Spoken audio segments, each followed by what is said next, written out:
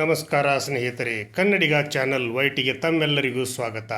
ನಾನಿವತ್ತು ಬೆಳಗಾವಿಯ DCC ಬ್ಯಾಂಕಿನ ಚುನಾವಣೆಯಲ್ಲಿ ನಡೀತಿರ್ತಕ್ಕಂಥ ರೋಚಕ ಒಂದು ಬೆಳವಣಿಗೆಗಳ ವಿಚಾರವಾಗಿ, ಅದರಲ್ಲೂ ಕೂಡ ಜಾರಕಿಹೊಳಿ ಸಹೋದರರ ಒಂದು ರಣತಂತ್ರಗಳನ್ನು ಈ ಒಂದು ಸಂದರ್ಭದಲ್ಲಿ ಚುನಾವಣೆಯಲ್ಲಿ ಅವರು ಯಾವ ರೀತಿ ಹೆಣೆದರು, ಆ ಒಂದು ರಣತಂತ್ರಗಳನ್ನು ಹೆಣೆಯುವುದರಲ್ಲಿ ಅವರು ಯಾವ ರೀತಿ ಸಕ್ಸಸ್ ಆದರೂ, ಆ ಸಕ್ಸಸ್ ಆಗಲಿಕ್ಕೆ ಕಾರಣಗಳೇನು ಹಾಗೂ ಅದರಲ್ಲಿ ಅವರು ಮಾಡಿರ್ತಕ್ಕಂಥ ಪಾತ್ರಗಳ ಬಗ್ಗೆ ಈ ಸಂದರ್ಭದಲ್ಲಿ ವಿಚಾರಗಳನ್ನು ನನ್ನೆಲ್ಲ ವೀಕ್ಷಕರಿಗೆ ತಲುಪಿಸಲಿಕ್ಕೆ ಈ ಸಂಚಿಕೆಯನ್ನು ನಾನು ಪ್ರಸ್ತುತಪಡಿಸ್ತಾ ಇದ್ದೇನೆ. ನಿಜಕ್ಕೂ ಕೂಡ ಬೆಳಗಾವಿ ಜಿಲ್ಲೆಯ DCC ಬ್ಯಾಂಕ್ ಅಂತಂದರೆ ಮುರುಗೋಡ ಮಹಾಂತ ಶಿವಯೋಗಿಗಳ ಅಮೃತ ಹಸ್ತದಿಂದ ಒಂದು ಸ್ಥಾಪನೆ ಆಗಿರ್ತಕ್ಕಂಥ ಒಂದು ಪವಿತ್ರವಾದಂಥ ಒಂದು ಬ್ಯಾಂಕು ಅಂತ ಹೇಳ್ಬೋದು, ಸಹಕಾರಿ ಸಂಘ ಅಂತ ಹೇಳ್ಬೋದು. ರೈತರ ಒಂದು ಬೆಳವಣಿಗೆಗೆ ಕಾರಣೀಕರ್ತರಾಗಿರ್ತಕ್ಕಂಥ ಈ DCC ಬ್ಯಾಂಕಿನ ಯಶೋಗಾಥೆಯನ್ನು ಮುಂದಿನ ಸಂಚಿಕೆಯಲ್ಲಿ ನಾನು ಹೇಳಲಿಕ್ಕೆ ಬಯಸ್ತೀನಿ. ಆದರೆ ಈ ಸಂಚಿಕೆಯ ಮುಖಾಂತರ ಜಾರಕಿಹೊಳಿ ಸಹೋದರರು ತಮ್ಮ ಒಂದು ರಣತಂತ್ರಗಳನ್ನು ಯಾವ ರೀತಿ ಎಲ್ಲೆಲ್ಲಿ ಯಾವ ರೀತಿ ಹೆಣೆದರು, ಆ ರಣತಂತ್ರಗಳ ರೋಚಕ ಕಥೆಯನ್ನು ಈ ಸಂದರ್ಭದಲ್ಲಿ ನಾನು ನಿಮ್ಮೆಲ್ಲರ ಒಂದು ಅವಗಾಹನೆಗೆ ತರಲಿಕ್ಕೆ ಈ ಸಂಚಿಕೆಯನ್ನು ಮಾಡ್ತಾ ಇದ್ದೇನೆ. ನಿಜಕ್ಕೂ ಕೂಡ ಇದು ರಾಜಕೀಯ ವಲಯಗಳಲ್ಲಿ ಸಂಚಲನವನ್ನು ಸೃಷ್ಟಿಸಿರ್ತಕ್ಕಂಥ ಜಾರಕಿಹೊಳಿ ಕೋಟೆಯಲ್ಲಿ ನಡೆದಿರ್ತಕ್ಕಂಥ ಒಂದು ಬಿರುಸಿನ ಕಾರ್ಯತಂತ್ರಗಳ ಒಂದು ಫಲಿತಾಂಶ ಅನ್ನುವಂಥ ಭಾವನೆಯನ್ನು ಕೂಡ ಈ ಸಂದರ್ಭದಲ್ಲಿ ನಾನು ಹೇಳಲಿಕ್ಕೆ ಹೆಮ್ಮೆ ಪಡ್ತೀನಿ. ನಿಜಕ್ಕೂ ಕೂಡ ರಾಜಕಾರಣಿಗಳಾದವರಿಗೆ ಹುಮ್ಮುತನದಿಂದ ರಾಜಕಾರಣ ಮಾಡಿದರೆ ಈಗಿನ ದಿನಮಾನಗಳಲ್ಲಿ ಆಗೋದಿಲ್ಲ.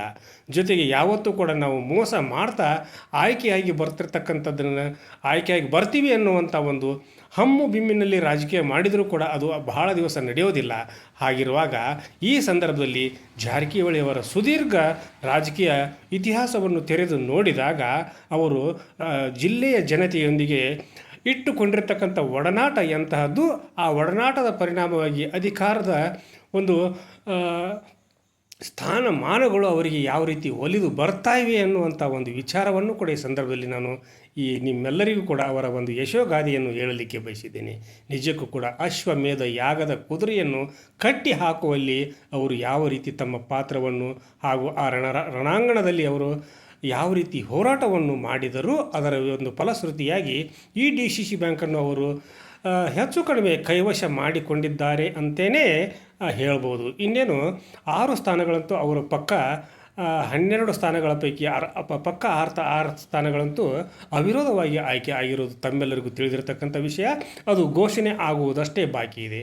ಇನ್ನು 6 ಸ್ಥಾನಗಳನ್ನು ಅವರು ಅಂದರೆ ಬಾಲಚಂದ್ರ ಜಾರಕಿಹೊಳಿ ಅವರು ಅರಭಾವಿ ಕ್ಷೇತ್ರದ ಶಾಸಕರು, ಬೆಮೆಲ್ ಅಧ್ಯಕ್ಷರು, ಮಾಜಿ ಸಚಿವರು ಆಗಿರ್ತಕ್ಕಂಥ ಬಾಲಚಂದ್ರ ಜಾರಕಿಹೊಳಿಯವರ ಒಂದು ರೋಚಕ ರಣತಂತ್ರವನ್ನು ಕೂಡ ಈ ಸಂದರ್ಭದಲ್ಲಿ ತಮಗೆ ನಾನು ಹೇಳಲಿಕ್ಕೆ ಹೆಮ್ಮೆ ಪಡ್ತೀನಿ. ನಿಜಕ್ಕೂ ಕೂಡ ಜಾರಕಿಹೊಳಿ ಸಹೋದರರ ಒಂದು ಪ್ಯಾನಲ್ ಅಂತಂದರೆ ಅದು ರಾಜಕೀಯ ಇತಿಹಾಸವನ್ನು ಬರೆಯುವಂಥ ಒಂದು ಚಾನಲ್ ಅನ್ನುವಂಥ ಹೆಗ್ಗಳಿಕೆಗೂ ಕೂಡ ಬೆಳಗಾವಿ ಜಿಲ್ಲೆಯ ಮಟ್ಟಿಗೆ ಅದು ಈ ಸಂದರ್ಭದಲ್ಲಿ ಪ್ರಸ್ತುತವಾಯಿತು ಅನ್ನುವಂಥ ಮಾತುಗಳನ್ನು ಕೂಡ ಈ ಸಂದರ್ಭದಲ್ಲಿ ನಾನು ಹೇಳಲಿಕ್ಕೆ ಬಯಸ್ತೀನಿ. ಆಮೇಲೆ ಇವತ್ತು ನಾನು ಜಾರಕಿಹೊಳಿ ಸಹೋದರರ ಒಂದು ರಣರೋಚಕ ವಿಷಯವನ್ನು ಮಾತ್ರ ಹೇಳ್ತೀನಿ. ನಾಳಿನ ಸಂಚಿಕೆಯಲ್ಲಿ ಮತ್ತೆ ನಾನು ಬೇರೆಯವರ ಮಾತುಗಳನ್ನು ಹೇಳಲಿಕ್ಕೆ ಬಯಸ್ತೀನಿ. ಹೀಗಿರುವಾಗ ಬಾಲಚಂದ್ರ ಜಾರಕಿಹೊಳಿ ಅವರು ನಿಜಕ್ಕೂ ಕೂಡ ಏಕಚಕ್ರಾಧಿಪತಿಯಾಗಿ ಅರ್ಜುನನಿಗೆ ಶ್ರೀಕೃಷ್ಣನಂತೆ ಯಾವ ರೀತಿ ತಮ್ಮ ರಣತಂತ್ರಗಳನ್ನು ಹೆಣೆದು ಯುದ್ಧದಲ್ಲಿ ಭಾಗವಹಿಸಿ ಅರ್ಜುನನಿಗೆ ಜಯ ತಂದು ಕೊಟ್ಟರೋ, ಅದೇ ರೀತಿಯಾಗಿ DCC ಬ್ಯಾಂಕಿನ ಅಭ್ಯರ್ಥಿಗಳು ಗೆಲ್ಲಲಿಕ್ಕೆ ಅವರು ಒಂದು ಯಾವ ರೀತಿ ಪಾತ್ರವನ್ನು ನಿರ್ವಹಿಸಿದರು ಅನ್ನುವಂಥ ಒಂದು ರಣರೋಚಕ ವಿಷಯವನ್ನು ಕೂಡ ಈ ಸಂದರ್ಭದಲ್ಲಿ ನೀವು ಕೇಳ್ರಿ. ಈಗ ಮೊದಲನೇದಾಗಿ ಬೆಳಗಾವಿಯ ಸಂಕಮ್ ಹೋಟೆಲ್, ಅದು ಕೂಡ ಬಾಲಚಂದ್ರ ಜಾರಕಿಹೊಳಿಯವರ ಒಂದು ಅಡ್ಡ ಅಂತಲೇ ಹೇಳ್ತೀನಿ ನಾನು. ಯಾಕಂದರೆ ರಾಜಕೀಯ ರಣತಂತ್ರಗಳನ್ನು ಹೆಣಲಿಕ್ಕೆ ಅಲ್ಲಿ ಹಾದಿ ಬೀದಿಯಲ್ಲಿ ಹೆಣೆಯುವಂಥ ಒಂದು ವಿಚಾರ ಅಲ್ಲ. ಬೆಳಗಾವಿಯ ಪ್ರತಿಷ್ಠಿತ ಹೋಟೆಲ್ ಆಗಿರ್ತಕ್ಕಂಥ ಸಂಕಮ್ ಹೋಟೆಲ್ನಲ್ಲಿ, ಜೊತೆಗೆ ಅವರ ಒಂದು ಗೋಕಾಕನಲ್ಲಿ ಇರತಕ್ಕಂಥ ಅವರ ಆಡಳಿತ ಕಚೇರಿಯಾಗಿರ್ತಕ್ಕಂಥ NSFನಲ್ಲಿ ಅವರು ಹೂಡಿರ್ತಕ್ಕಂಥ ರಣತಂತ್ರಗಳು, ಮಾಡಿರ್ತಕ್ಕಂಥ ರಣರೋಚಕ ಒಂದು ವಿಚಾರಗಳು, ಆಮೇಲೆ ಅವರು ನಡೆದುಕೊಂಡಿರ್ತಕ್ಕಂಥ ಒಂದು ರೀತಿ ನೀತಿ ಹಾಗೂ ಮನಸ್ಸನ್ನು ಗೆಲ್ಲುವಂಥ ಒಂದು ಚಾಕಚಕ್ಯತೆಯನ್ನು ಕೂಡ ಈ ಸಂದರ್ಭದಲ್ಲಿ ನೀವು ಅದನ್ನು ಅರ್ಥ ಮಾಡಿಕೊಳ್ಬೇಕು. ಅದೇ ರೀತಿಯಾಗಿ ಅವರು ಸಂಕಮ್ ಹೋಟೆಲ್ನಲ್ಲಿ ಎಲ್ಲ PKPS ಸದಸ್ಯರನ್ನ ಒಂದು ಕಡೆ ಕೂಡಿಸಿಕೊಂಡು ಅವರ ಮುಖಾಂತರ ಅವರಿಗೆ ನೇರವಾಗಿ ಅವರು PKPS ಸಂಘಗಳನ್ನು ನಾವು ಮುಂದಿನ ದಿನಮಾನಗಳಲ್ಲಿ ಬ್ಯಾಂಕಿನ ಮೂಲಕ ಯಾವ ರೀತಿ ಅಭಿವೃದ್ಧಿಪಡಿಸ್ಬೋದು, PKPS ಸಂಘಗಳು ಅಭಿವೃದ್ಧಿ ಹೊಂದಿದರೆ ಜಿಲ್ಲೆಯ ರೈತರು ಯಾವ ರೀತಿ ಅಭಿವೃದ್ಧಿ ಹೊಂದಬಹುದು ಅನ್ನುವಂಥ ಒಂದು ಚರ್ಚೆಯನ್ನು ಇಟ್ಟಾಗ ಅವರಿಂದ ಬಂದಂಥ ಉತ್ತರಗಳನ್ನು ಕೇಳಿ ಅದಕ್ಕೆ ಸಹಾನುಭೂತಿಯಿಂದ ಹಾಗೂ ಅಷ್ಟೇ ಹುಮ್ಮಸ್ಸಿನಿಂದ ಇಲ್ಲ ನಾವು PKPS ಸಂಘಗಳನ್ನು ಬಲಿಪಡಿಸೋಣ, ಜೊತೆಗೆ ಆ ಒಂದು ನಿಟ್ಟಿನಲ್ಲಿ ರೈತರನ್ನು ನಾವು ಆರ್ಥಿಕವಾಗಿ ಮೇಲೆ ತರೋಣ ಅನ್ನುವಂಥ ಆತ್ಮವಿಶ್ವಾಸದ ಮಾತುಗಳನ್ನು ಹೇಳಿದಾಗ ಆ ಸದಸ್ಯರೆಲ್ಲರೂ PKPS ಸದಸ್ಯರೆಲ್ಲರೂ ಕೂಡ ಜಾರಕಿಹೊಳಿಯವರ ಒಂದು ಕಡೆಗಿದ್ರೆ ನಮ್ಮ ಸಂಘನೂ ಬೆಳಿಬೋದು, ನಮ್ಮ ಊರಿನ ರೈತರ ಒಂದು ಹಿತರಕ್ಷಣೆಯನ್ನು ನಾವು ಮಾಡಿದಂತಾಗ್ತತಿ ಅನ್ನುವಂಥ ಒಂದು ಮನಸ್ಸಿನಿಂದ ಜಾರಕಿಹೊಳಿಯವರ ಪ್ಯಾನಲಿಗೆ ಅವರು ತಮ್ಮ ಸಂಪೂರ್ಣ ಬೆಂಬಲವನ್ನು ವ್ಯಕ್ತಪಡಿಸಿದರು. ಆಮೇಲೆ NSFನಲ್ಲೂ ಕೂಡ ಅಷ್ಟೇ, ಅಲ್ಲಿಯೂ ಕೂಡ ಒಂದು ಸಭೆ ಅಂದರೆ ಸಭೆಗಳನ್ನು ಮೇಲಿಂದ ಮೇಲೆ ಸಭೆಗಳನ್ನು ಮಾಡಿ ಎಲ್ಲರನ್ನು ಕೂಡಿಸಿ ಅಂದರೆ ಬೆಳಗಾವಿ ಜಿಲ್ಲೆಯ ಬಹುತೇಕ PKPS ಸದಸ್ಯರನ್ನು ಅವರು ತಮ್ಮತ್ತ ಸೆಳೆಯುವಲ್ಲಿ NSFನಲ್ಲಿ ಯಶಸ್ವಿ ಆದರು ಅನ್ನುವಂಥ ಭಾವನೆಗಳನ್ನು ಕೂಡ ಈ ಸಂದರ್ಭದಲ್ಲಿ ನಾನು ವ್ಯಕ್ತಪಡಿಸ್ತೀನಿ. ಜೊತೆಗೆ ರಾಜಕೀಯ ರಣತಂತ್ರಗಳನ್ನು ಹೆಣಿಲಿಕ್ಕೆ ನಾವೇನಾದರೂ ಯಾರಿಂದಲಾದರೂ ಕಲಿತಾ ಇದ್ದೇವೆ ಅನ್ನುವಂಥ ರಾಜಕಾರಣಿಗಳಿದ್ದರೆ ನೀವೆಲ್ಲರೂ ಕೂಡ ರಾಜಕೀಯ ವಿಶ್ವವಿದ್ಯಾಲಯದಂತಿರುವ ಜಾರಕಿಹೊಳಿ ಸಹೋದರರ ಒಂದು ವಿಶ್ವವಿದ್ಯಾಲಯಕ್ಕೆ ಸೇರಿಕೊಳ್ಳ್ರಿ, ಆ ಮೂಲಕ ನಿಮ್ಮ ರಾಜಕೀಯ ಭವಿಷ್ಯವನ್ನು ರೂಪಿಸಿಕೊಳ್ಳ್ರಿ ಅನ್ನುವಂಥ ಮಾತನ್ನು ಕೂಡ ಮುಂದೆ ರಾಜಕೀಯ ಕ್ಷೇತ್ರದಲ್ಲಿ ಕಾಲು ಇಡ್ತಕ್ಕಂಥವರು, ಅಂಬೆಗಾಲು ಇಟ್ಟಿದ್ದವರು ಕೂಡ ಇದನ್ನು ತಿಳ್ಕೊಳ್ಬೇಕು. ಆಮೇಲೆ ಈ ನಿಟ್ಟಿನಲ್ಲಿ ಜಾರಕಿಹೊಳಿ ಸಹೋದರರಿಗೆ ಸಕ್ಸಸ್ ಯಾವ ರೀತಿ ಸಿಕ್ತು ಅಂತಂದರೆ, ಅವರು ಅಷ್ಟು ಜನ ಸಹೋದರರು ಯಾರಿಗೂ ಮನಸ್ಸಿಗೆ ನೋವಾಗದಂತೆ ನಡ್ಕೊಂಡ್ರು. ಎಲ್ಲ PKPS ಸದಸ್ಯರ ಒಂದು ಮನಸ್ಸನ್ನು ಗೆದ್ದರು. ಜೊತೆಗೆ ರಾಜಕೀಯ ಕ್ಷೇತ್ರದಲ್ಲಿ ಇರ್ತಕ್ಕಂಥ ಘಟಾನುಘಟಿ ನಾಯಕರನ್ನು ತಮ್ಮತ್ತೆ ಸೆಳೆದುಕೊಳ್ಳುವಲ್ಲಿ ಅವರು ಯಶಸ್ವಿಯಾದರು. ಅದು ಕೂಡ ಬೆಳಗಾವಿ ಜಿಲ್ಲೆಯ ರಾಜಕಾರಣ ಅಂತಂದರೆ ಕೇಳಬೇಕೆ ಅದು ರಣರೋಚಕ ಹಾಗೂ ಅದರ ಒಂದು ಸೊಗಸನ್ನು ಕೂಡ ಮುಂದಿನ ಸಂಚಿಕೆಯಲ್ಲಿ ನಾನು ಹೇಳ್ತೀನಿ.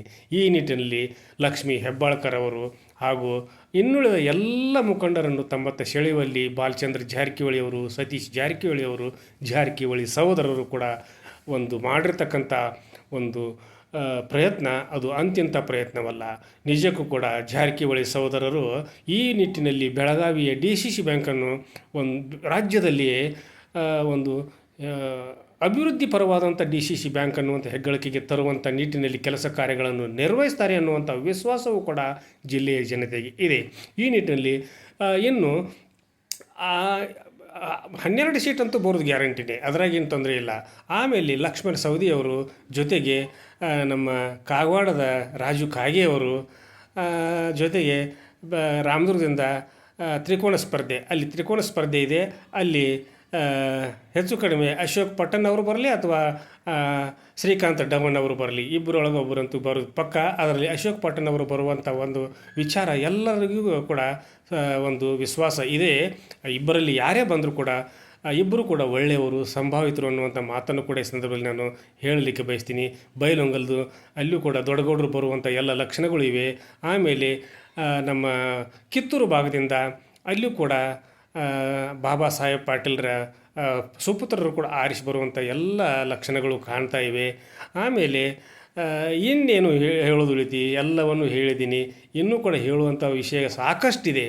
ಆ ಸಾಕಷ್ಟು ವಿಷಯಗಳನ್ನು ನಾಳಿನ ಸಂಚಿಕೆ ಆಗಲಿ ನಾಡ್ದಾಗಲಿ ನಾನು ಎಲ್ಲ ವಿಚಾರಗಳನ್ನು ಜಾರಕಿಹೊಳಿ ಸಹೋದರರ ಒಂದು ಕಾರ್ಯತಂತ್ರವನ್ನು ಅವರು ಸಮಾಜಕ್ಕೆ ನೀಡ್ತಿರ್ತಕ್ಕಂಥ ಕೊಡುಗೆಯನ್ನು ಕೂಡ ಈ ಸಂದರ್ಭದಲ್ಲಿ ಹೇಳ್ತಾ ಇವತ್ತಿನ ಸಂಚಿಕೆಯನ್ನು ಇಲ್ಲಿಗೆ ಮುಗಿಸುವುದಕ್ಕಿಂತ ಪೂರ್ವದಲ್ಲಿ ಕನ್ನಡಿಗ ಚಾನಲ್ YT ಇದು ನಿಮ್ಮೆಲ್ಲರ ಚಾನಲ್ಲು, ಸಮಸ್ತ ಕನ್ನಡಿಗರ ಚಾನಲ್ಲು.